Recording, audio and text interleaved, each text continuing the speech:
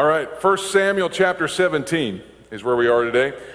We actually been talking about this for the last 3 weeks. We're going to continue to talk about it. And I said to you during week one that some of the things that we are wanting or believing or are praying about in our own lives are being affected from showing up by our own capacity to handle those things. A lot of times we are praying and we'll ask God for something, we'll even find a scripture on it, we'll claim it, we'll speak it, we'll go all out and say that's mine, and yet it still doesn't show up. And I know Kenneth Hagin used to say a lot that if you can find it in the Word and you're believing for it and you're not seeing it, it's not God's fault, it's on us. And that is not a fun place to be at, because we all want to just blame God and go, well, God just didn't decide to move that way, or God just decided not to, or it's God's fault or whatever. Listen, I want to say to you today that most of the times our prayers do not get answered because we can't handle it if it showed up in the first place. It is usually on us for our prayers not getting answered. People don't like that. That is a non-fun place to be. But listen, if once you realize what the problem is and you fix it, the answers usually always show up. Now, this is in my notes. I'm going to go off script for a second here. But how long did the children of Israel wander around in the desert? 40 years. Come on, somebody. Now, whose fault was it that they wandered around for 40 years? Because God promised them a place to go to. He said, there's a land that I'll show you that flows with milk and honey. And then he showed it to them, and they still wandered around in the desert for 40 years. Why was that? Was that God's fault? Was it God's fault that decided for them to stay out there? No, it was their fault because they kept doubt and unbelief in their heart. Their capacity to handle the promised land wasn't there. And whether we like to admit it or whether we like to take it, when God doesn't move in our lives, folks, there's no other way to say it, but it's on us. If we can find it in Scripture and we can find a promise, then the responsibility lies on us. And a lot of times, it's because we're trying to take a 6-ounce coffee cup like we served in our coffee this morning, and we're trying to catch a never-ending supply that God has. How many of y'all know and are grateful that God has a never-ending supply? Come on, somebody. Yeah, we all know the God we serve. He'll never run out. He's never not going to have enough. Come on, God's got more than we'll ever need. But we can't handle it. And we're trying to catch this big, abundant supply in a 6-ounce coffee cup.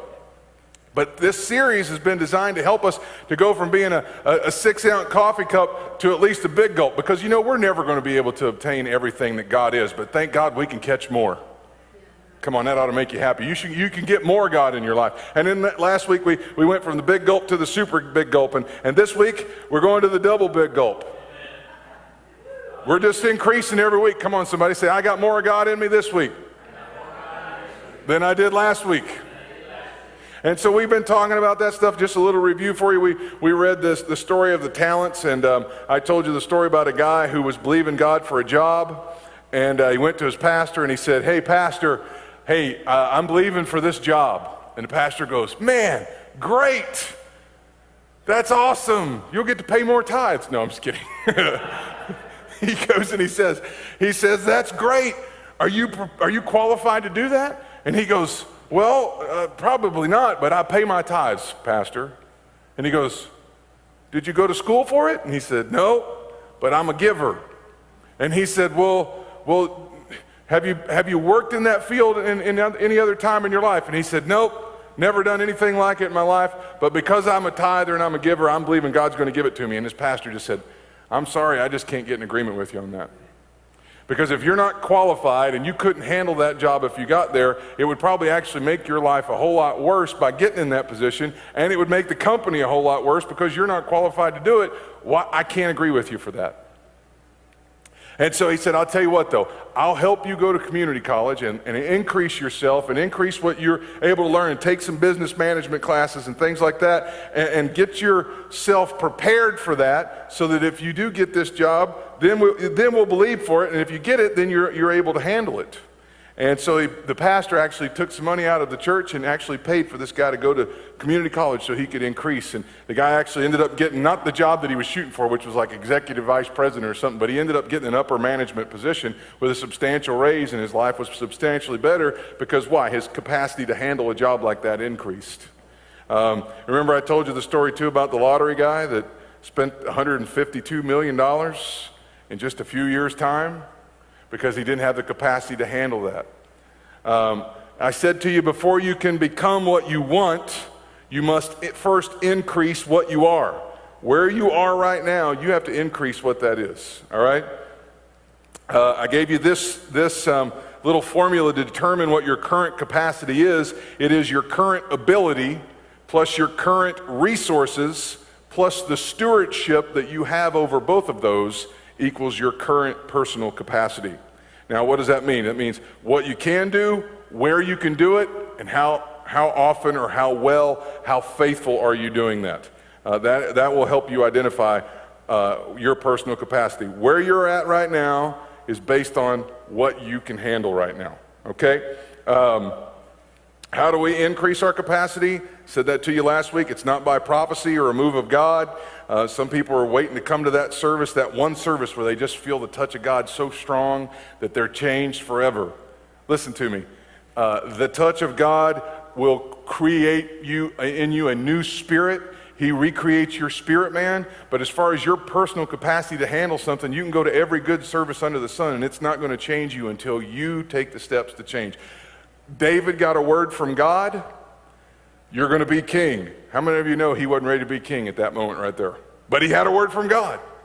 So he had to go through the steps of what it took to become king, and we went through all that last week. You can listen to all that on our podcast if you want to. They're free. You can download them anytime you want to. David got that big word of prophecy that he was going to be a king, and it did not change him until he took the steps, all right?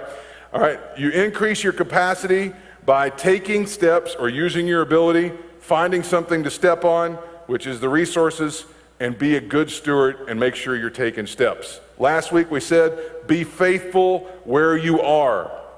Faithful is a firm observance of duty, which means that you need to be doing what you're supposed to be doing, when you're supposed to be doing it, every time you're supposed to be doing it.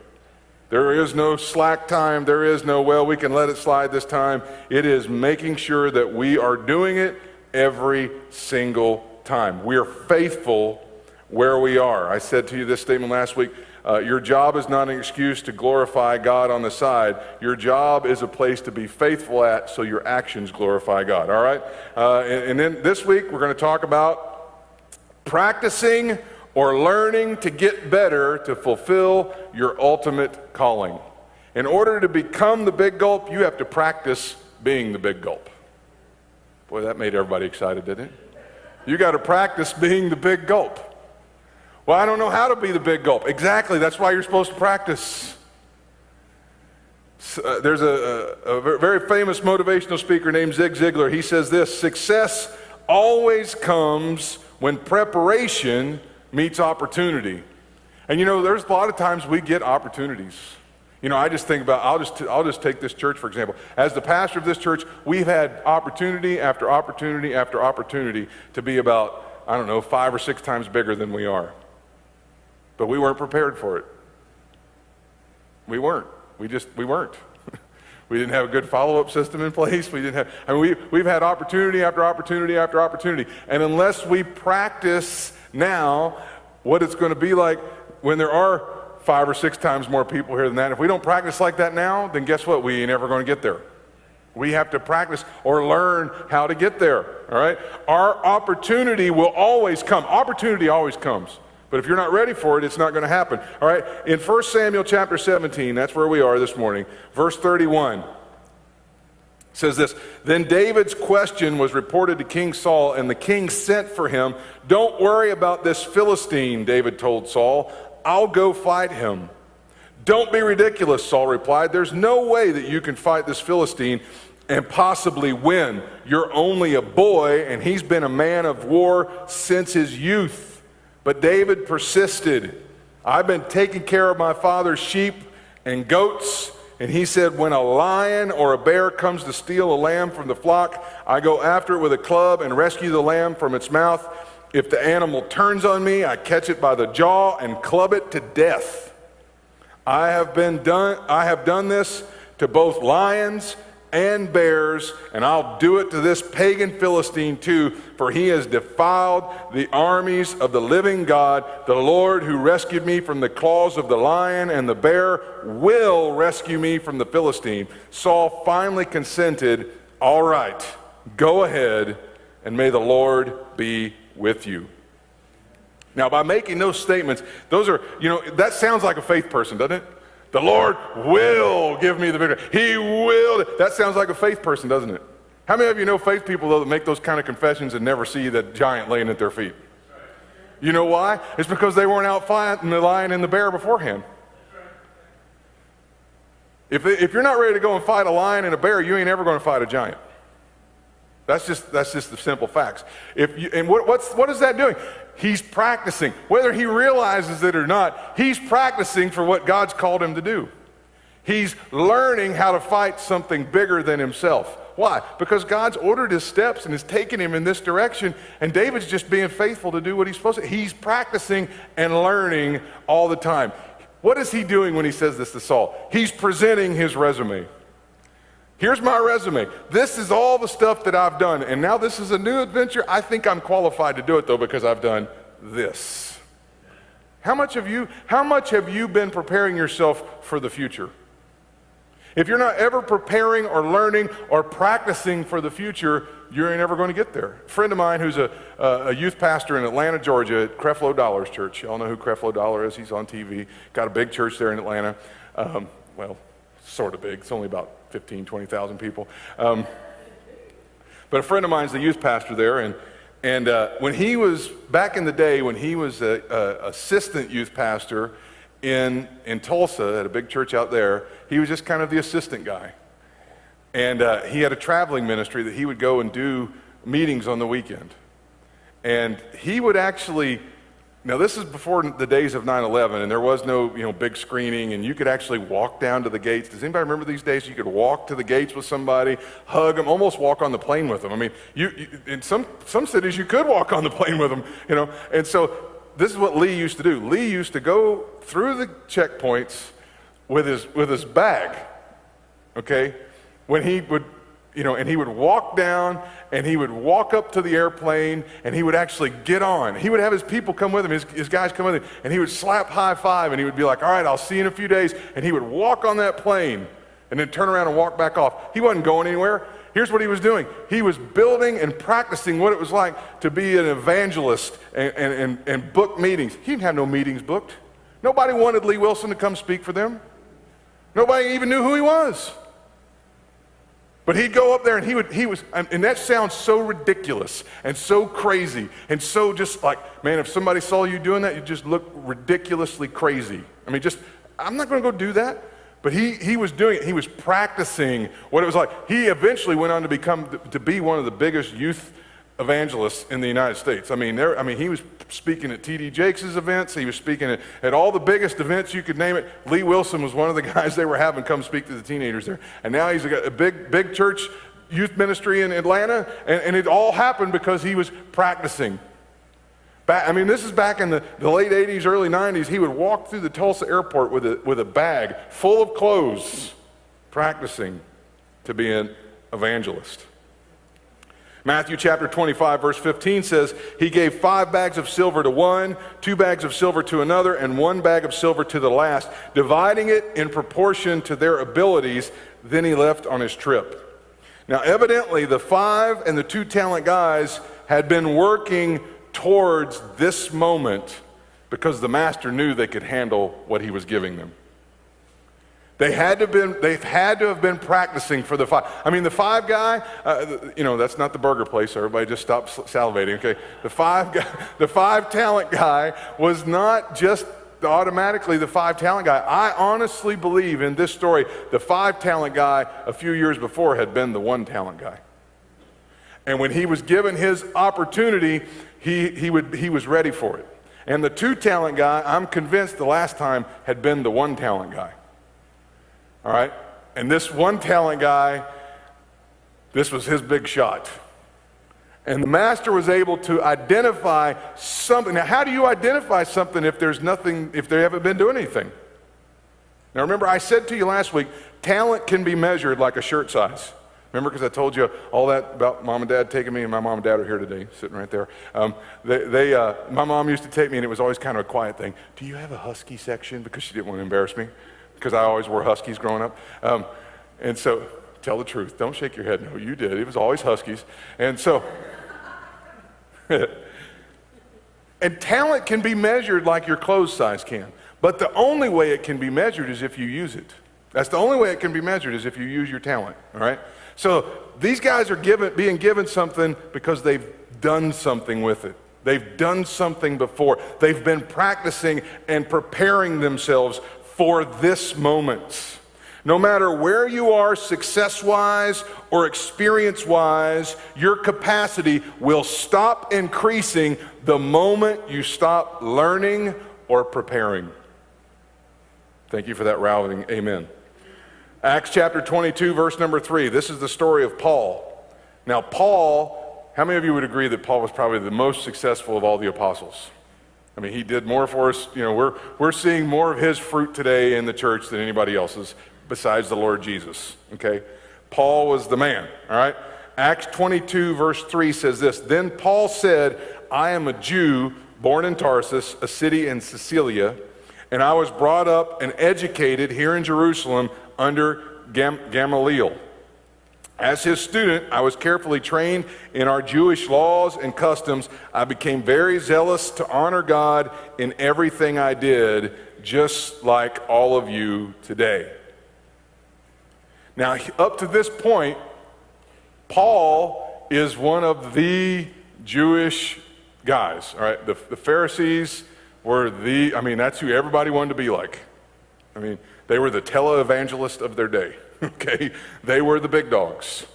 They were the ones, they were the mega church pastors. I mean, that's who these guys were, this is who we're talking about, all right? Now, up to this point, Paul's ability, or his capacity is this. He's a smart guy who kills Christians and has been trained by one of the best known guys in town, okay? Now, let's just look at, if you got your YouVersion there, you can look Acts chapter 5. We won't go over there, but in Acts chapter 5, verse 34, it talks about who Gamaliel was. That's who trained Paul. It says that he was an expert in religious laws, respected by all the people. He would stand up and order the men to do things and send to be sent outside the council chamber for. I mean, Gamaliel was like the scholarly guy of the day, and Paul is trained by him. Okay. This is the guy that educates Paul. But then Paul has this Damascus Road experience. Now, if you don't know what happens here, Paul's on the road to Damascus, and the Lord appears to him so bright, knocks him off his horse, and he says, "Why are you kicking against the pricks?" and has this whole conversation. Paul goes, "Who are you?" And he says, "I'm Jesus, who you persecute," and has this big dramatic spiritual awakening. I mean, we're talking dramatic. I mean, I don't know that anybody else has had a dramatic experience like this. I mean, Jesus appears to him so brightly that he's blinded. All right? Now, Paul doesn't allow just this spiritual experience, this dramatic spiritual experience, or the fact that he's been successful as a Pharisee, or his past experiences, or his past smarts, if you will, to stop him. Okay? Paul decides that in order for me to keep going in this new venture with God, I have to go and increase my personal capacity. All right? Now let's just skip down to Galatians chapter 1, verse number 15. It says this, "But even before I was born, God chose me and called me by his marvelous grace. Then it pleased him to reveal his Son to me so that I would proclaim the good news about Jesus to the Gentiles. When this happened, I did not rush out to consult with any human being, nor did I go up to Jerusalem with those who were apostles before I was. Instead, I went into Arabia, and later I returned to the city of Damascus.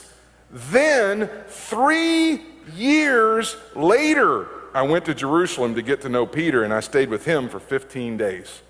Now, I want you to think about where Paul's at here. I'm going somewhere. Paul is trained by the best. He is one of the best. He is exceptionally talented, exceptionally gifted, listen to me now, exceptionally experienced. He is seasoned, and yet he takes 3 years and disappears and goes to learn and practice following Christ. Now, this is the smartest, most successful, most seasoned of guys, spoke multiple languages, had a successful tent building business. I mean, this guy's experienced. And he stops and goes back to school. He goes and stops and goes, you know what? I don't know enough of where I'm at right now. I better go learn some stuff here. I better go practice some stuff here. Now, how many of you have ever know companies that get outdated and they don't learn anything? Let me tell you a good version of this. How many of you remember in the 70s there were Kmarts everywhere? Y'all remember Kmart? You younger folks won't remember Kmart very well, but Kmart was like the place to go when you were a kid, when I was a kid, all right? Blue light special. Come on, you older folks are my age and older. Remember the blue light special. It was almost embarrassing sometimes. He was like, where'd you get that at? Is that a blue light special? And you're like, yeah, don't tell nobody. All right. Kmart was like what Walmart is today. That was Kmart, okay? And they became arrogant.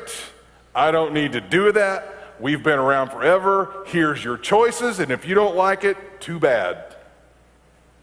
That was just the way they did it. You know what? And we're out, and we'll get it whenever we get it back.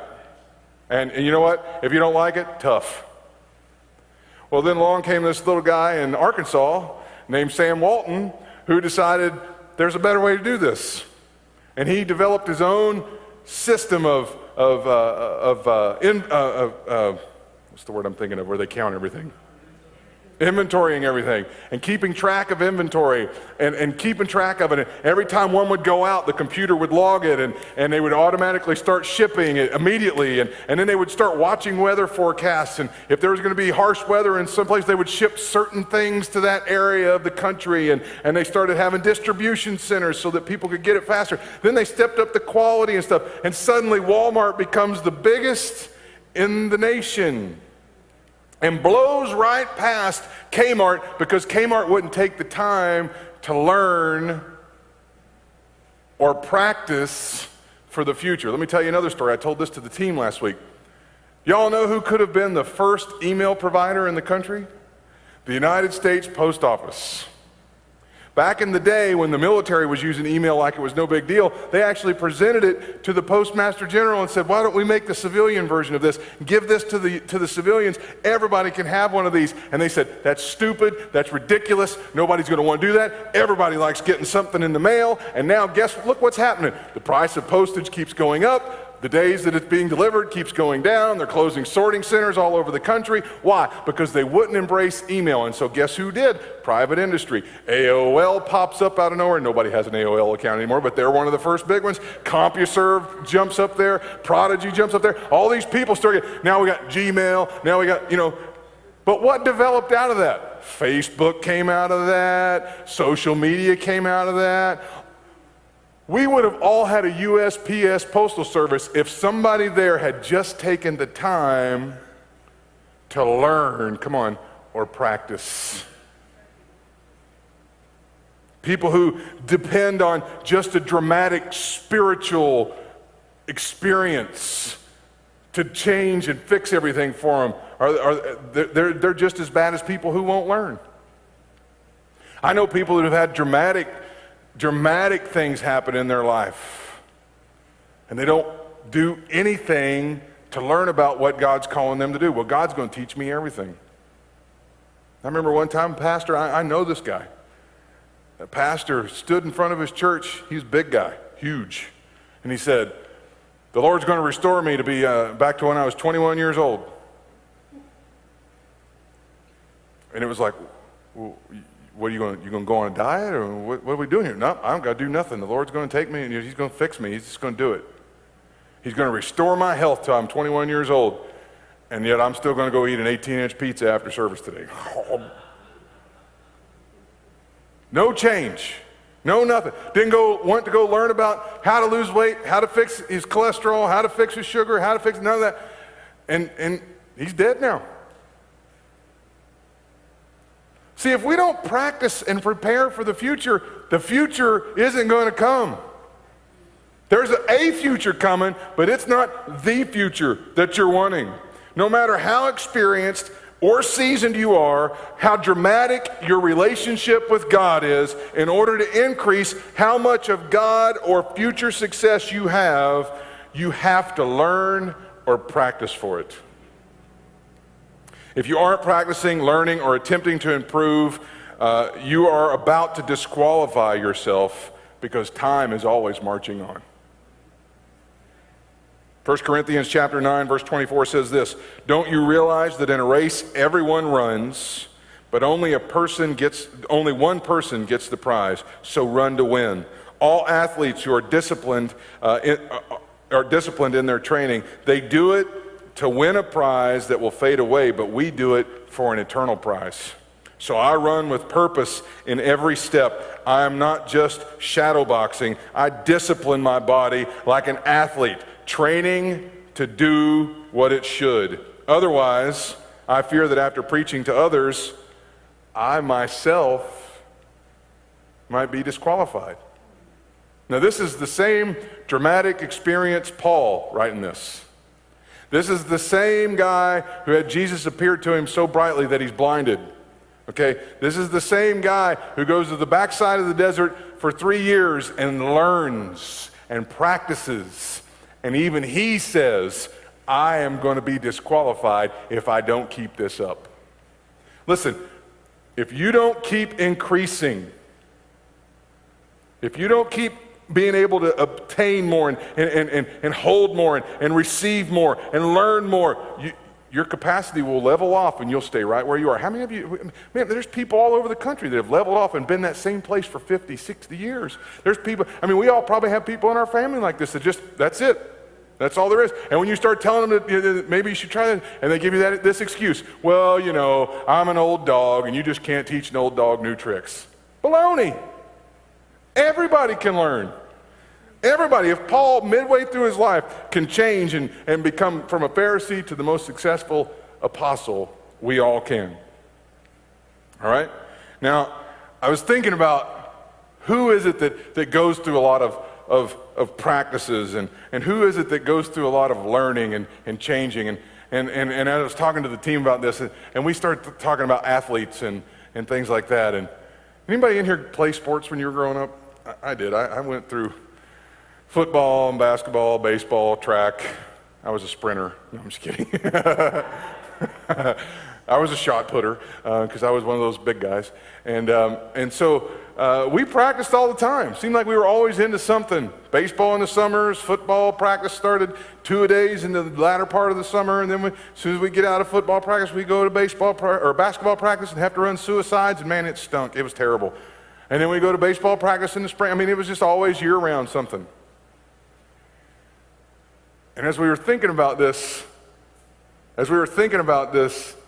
practicing thing, I ran across this clip and I laughed so hard I thought I would share it with you. Okay, this is a little something Jerry Seinfeld did about athletes training.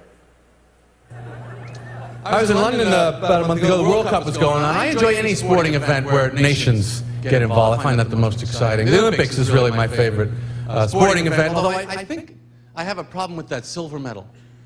I think if I was an Olympic athlete, I would rather come in last than win the silver. If you think about it. You win the gold, you feel good. You win the bronze, you think, well, at least I got something.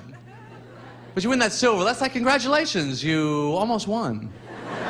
Of all the losers, you came in first of that group. You're the #1 loser. No one lost ahead of you.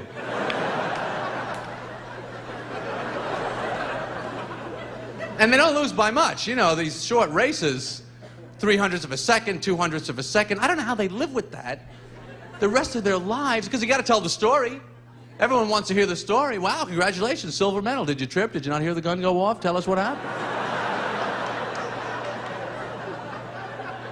It's 100th of a second. People say, what was the difference in the margin there? What was it? Well, it was like from now to now, now to now, now to now, now to now. That was it. It was, oh. I trained, I worked out, I exercised my entire life. I never had a date, I never had a drink, I never had a beer. I was doing push-ups since I was a fetus. I flew halfway around the world. Everybody I knew in my whole life was there. The guy shut off the gun. Oh.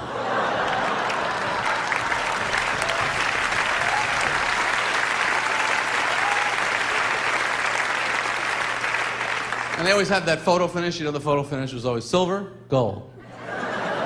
This is the whole race. Gold, silver, bronze, dead last. Greatest guy in the world, never heard of him.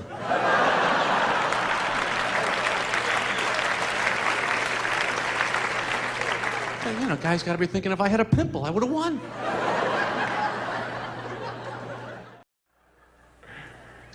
I was in London. This is how we should be approaching everything we do in life. We should be devoting ourselves like this. We should be practicing to get better. We should be learning to get better. Those of you who own your own business, embrace the new way of doing things. Those of you who are jobs, teachers, doctors, whatever you are, you should be embracing what's next. Well, I'm so tired and I don't want to do that anymore. Listen, if you base what you're doing now on what you learned yesterday, you'll be stunted for the success of tomorrow. So in the meantime, what are you doing to get better? A lot of you have been educated and trained, but are you any better today than you were yesterday? Are you furthering your education or bettering your craft? Are you learning how to run your business different? Bill Hybels, who's the pastor of Willow Creek Church in Chicago, who has anywhere between 30 and 40,000 people, tells his staff at least 3 times a year. They have big staff meetings, but he'll pull groups of them in, and he'll check up on them 3 times a year, really in depth. And he says, I want you to go and find 3 people in the world who are doing your job better than you and learn what you can from them. Now that's not easy to do when you're pastoring a church of 40,000 people. Where am I going to find somebody that's doing my job better than me? I don't know, but there's a church in Houston that's got about 5,000 or 6,000 more people than you. I'd start there. You know what I'm saying? Find somebody it's doing your job better than you. Proverbs chapter 1, verse number 5 says this, let the wise listen to these proverbs and become even wiser.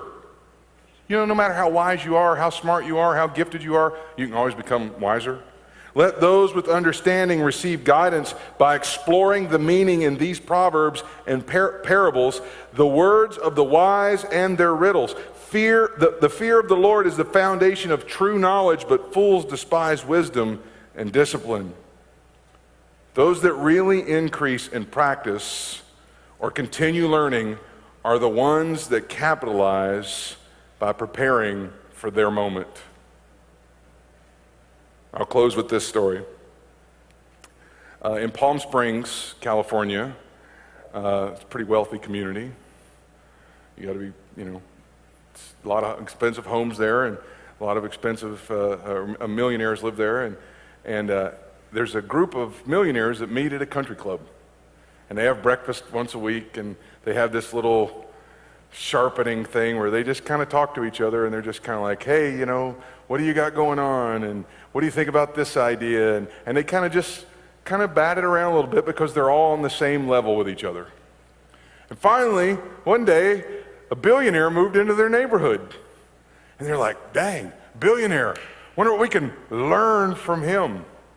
Now that really said something to me, that a guy that's already worth $50 to $100 million decides that he needs to go learn from something from a guy who's worth $1 billion. Well, what better guy to learn from? And so they went and got this, they went and played golf with him, and kind of started talking to him and said, hey, will you come to our little breakfast meeting and just, it's only about 8 or 10 of us, speak to us, and help us to maybe just think a little bit differently.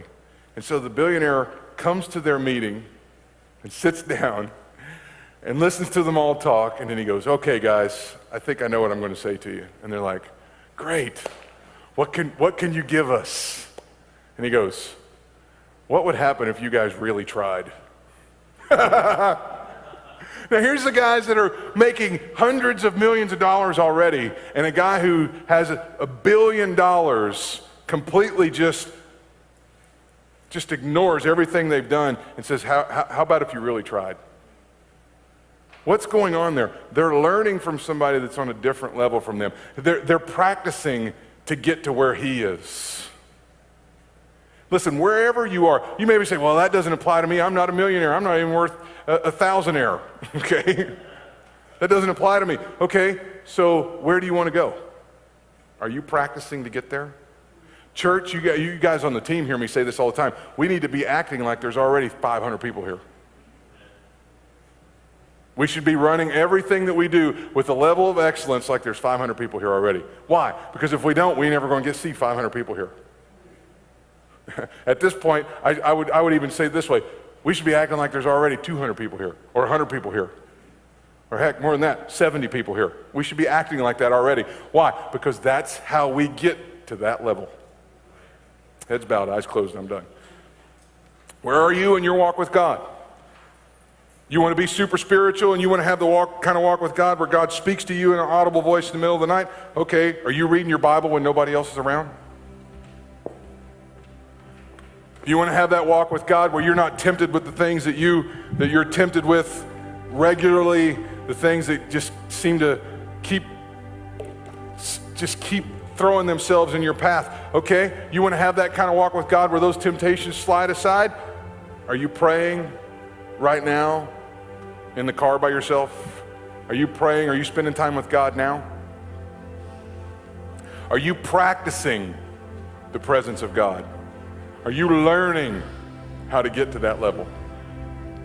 Because man, if you're not ever going to get there. And your capacity will stay right where it is right now. I was raised and heard it all my life. Knowledge is power, knowledge is power, knowledge is power. That goes so much so for our walk with God and everything that we do. The Bible says this, my people are destroyed for a lack of knowledge. Make it a point in your life to learn today. Now with heads bowed and eyes closed, if you're here today and you don't know Jesus Christ is your Lord, let me tell you, that is the first thing you need to know. You need to know Him as Lord. So if you're here today and you've never made Jesus the Lord of your life, I want to make that invitation open to you today. I want you to slip your hand up and say, that's me.